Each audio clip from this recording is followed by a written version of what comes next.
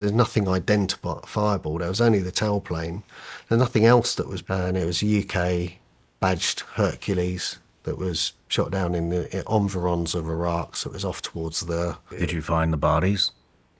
Only one. But Only one we body. had to account for everyone, which we did.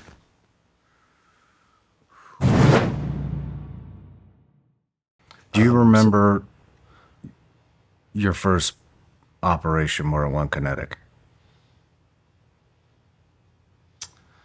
So I can't really pick it out. I think it was on my second tour. I mean, it might have been on the first, right? We did quite a lot of operations up into Crit. I can't pick it out if it was there. And on the second tour, it was more about events that started happening.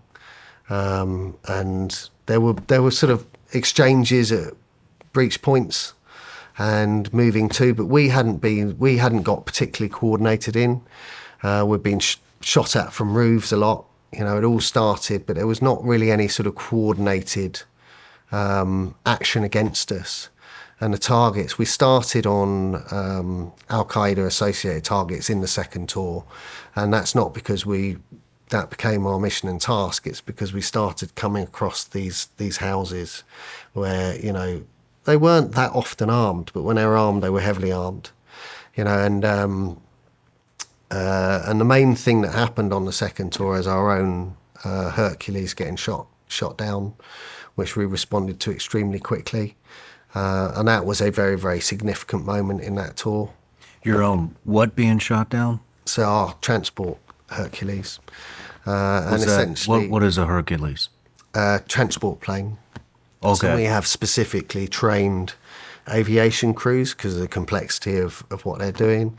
And at that point, we were moving about a lot. I remember there was, on the second tour, there was a lot of moving around into different regions, contacting other forces, doing bits with them. A lot up to the west, up towards Ramadi.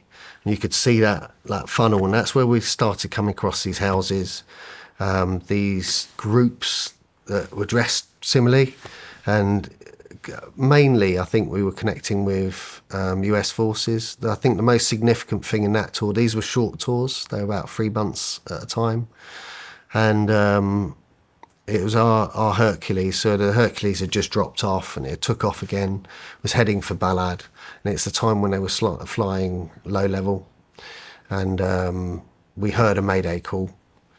Because it goes over international channels as well. So unhelpfully, Sky News reported it.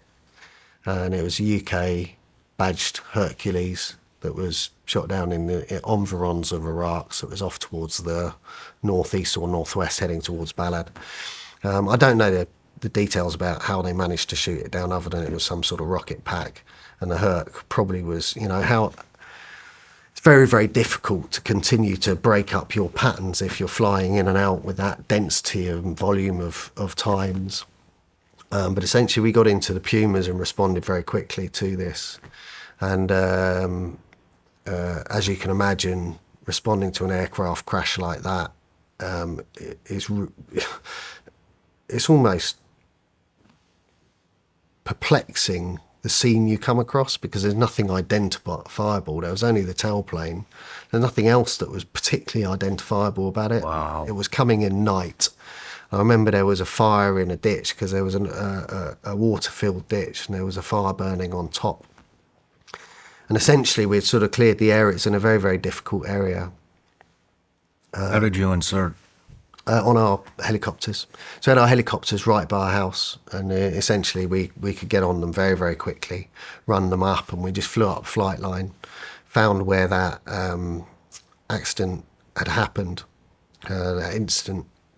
And essentially, if the aircraft is flying about 200 foot or below, and it gets hit, it goes in head first, right? It just tips forward, and essentially it was a very, very complex space. Obviously, there's a lot of stuff on the Hercules that needed securing, and we had to account for the people on board, and that's quite a task, right? And sadly, there's families involved, and all those people were related to families, So I won't go into the details about exactly what we had to do in order to account for them. But I remember a US call sign, a CSAR call sign, responding to the call ourselves. Now at that point, we'd secured the site. We were just looking at it like, where do we start? And we did locate one person, but the rest, there's really no sign of what we were supposed to do next. It's beyond our remit of like how you do this. And when the US call sign, CSAR call sign turned up, it was just, they turned up and said, look, you get on with accounting for your people and securing your equipment, and we will get on with working out how we clear this site up. And I remember they turned up with equipment. I've got memories of them putting on, dry suits to get into the water-filled ditch. Oh, even as there's jagged metal in there. And I do remember some burning and things like that. And, with their help, we got back in front of what was really, really perplexing problem. That does stay with you, It's like, so when you were picking up, sending off and saying, look, how much more? That's a really sort of tough experience, especially, a lot of us were quite young. And that's the first time I saw sort of events like that happen. How many people were on board of that? So I think it was 10. We believed it was more at the time, but it was 10. And as you can imagine, if you're sat near the bulkhead of the aircraft, it's gone straight in its nose. And in fact, we couldn't find anything that resembled a nose of an aircraft, almost like it had buried itself. So did you find the bodies? Only one. But only one we body. had to account for everyone, which we did. So that's a tough experience. But, again, when I'm telling these stories, I'm absolutely, completely conscious that those people were members of families. They're in relationships. That's really, it's something that's always stayed with me. As I've gone through this job, the impact is more keenly felt there. And, I always sort of have that consciously in my mindset. And that was a very, very tough night, and we came off. I remember we stayed out there it was into daylight and it became too insecure, too uncertain.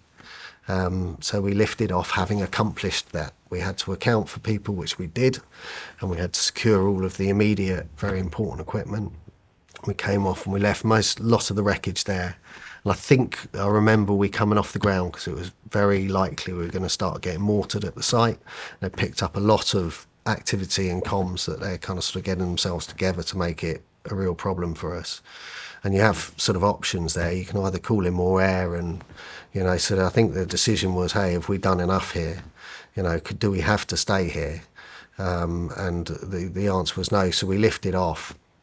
And then we did return to the site. I can't remember how much longer, it may have been the next day. And by that time, they gathered up all of the metal, because it was obviously valuable, and piled it in piles. But at that point, you're looking at sort of useless metal towards people. So that was kind of the event. And that really was the seminal thing of that tour. There's lots of other kind of operations and activity we got on.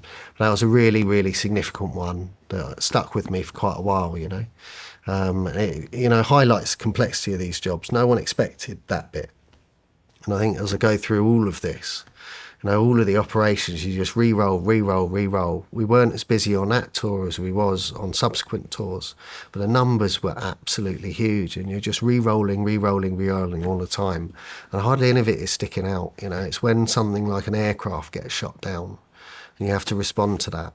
And you're keenly aware of those people that were killed were members of people's families. And that really, really highlights it to you that there is a big cost to this. No matter where you're watching Shawn Ryan Show from, if you get anything out of this, please like, comment, subscribe, and most importantly, share this everywhere you possibly can. And if you're feeling extra generous, please leave us a review on Apple and Spotify podcasts.